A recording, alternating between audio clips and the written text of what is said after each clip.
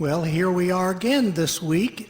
Time seems to pass so quickly, as they say, when you're having fun.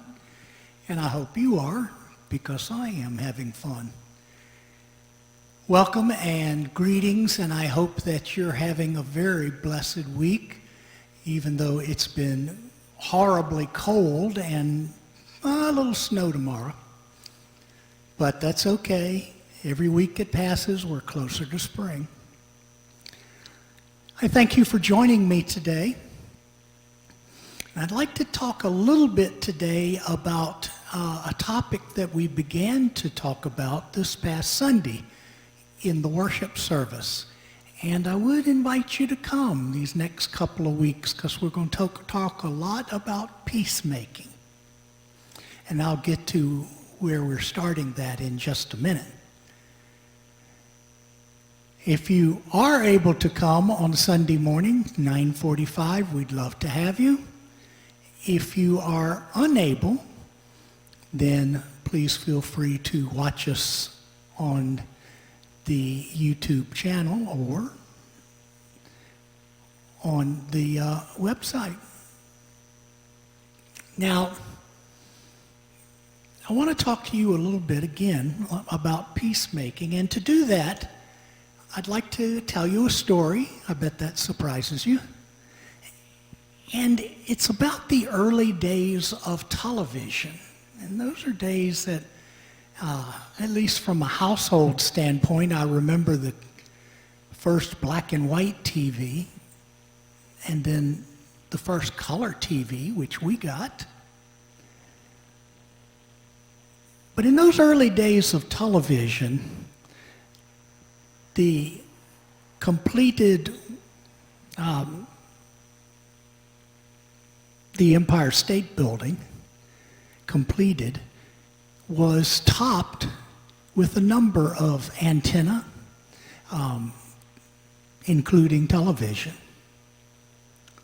And somebody had to go up and put it up and work on it, and to maintenance. That is a job that I would never do because I'm scared of heights. But this guy got up and he worked on it as if he wasn't 1,000 feet off the ground.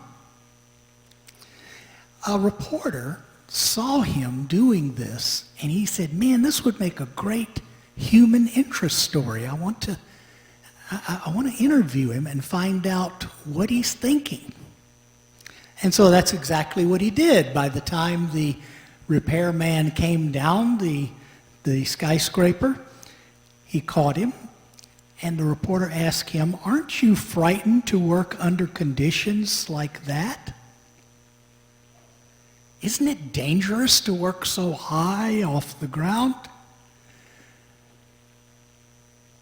And the workman said, "Of course it's dangerous." But then he added,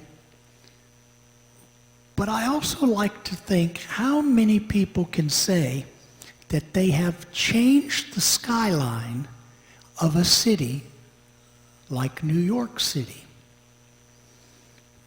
And he's got a point there.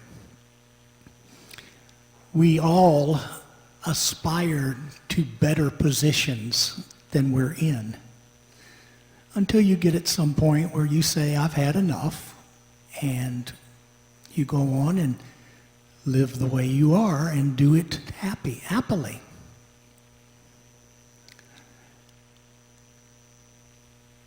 Jesus dealt with our relationship with the world in his Sermon on the Mount, which is in the Gospel of Matthew and in Luke. Matthew's easier to find because it's all together in one sermon. And in the part of the Sermon on the Mount that we call the Beatitudes, which simply means blessed or happy is, Jesus spoke one of his blessings, one of his Beatitudes, as blessed are the peacemakers. And the word that peacemaker is composed of, two words, it is not a word that is translatable, but it is two words that are pushed together And the two words together make the meaning. The words are blessed, to do, and to make. And they're action verbs. They don't mean we sit around as peacemakers and do nothing. We don't sit around and have kind of a halo over our heads. Peacemaking is something we do. Peacemaking is the basic function that Jesus gives his disciples, not to sit quietly, but to actually work in the world to help others and to be a peacemaker, which also means reconciling. And so our job is to reconcile people to God by telling them the good news and reconcile people with each others. So peacemaking is a very important pursuit. Now, there's some things you have to remember about peacemakers. Peacemakers don't avoid strife, because you're trying to lead people from one condition to another, and peacemaking means you're in fellowship with God, being at peace. And so not everyone is going to see it like you. Peacemaking does not avoid strife. Peacemaking seeks to appease warring parties. You can't accommodate everyone. And the life of Jesus was saturated with his mission to bring the peace of God and to initiate healing relationships of peace with God. And this is the mission of the church. Now, Jesus never told people to be peace thinkers or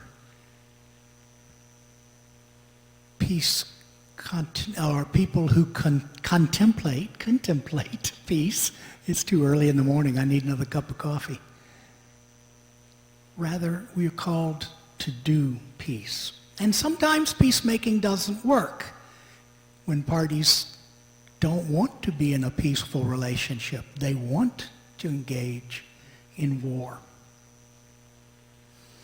Paul tells us we believers have to do all that we can, but sometimes our results are fraught with disappointment.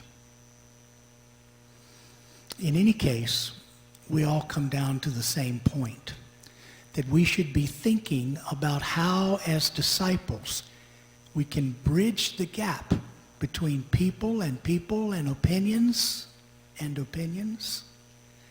how we can help people achieve peace by helping them get in relationship with God. I hope you have a blessed day today, a blessed weekend. I will see you next week.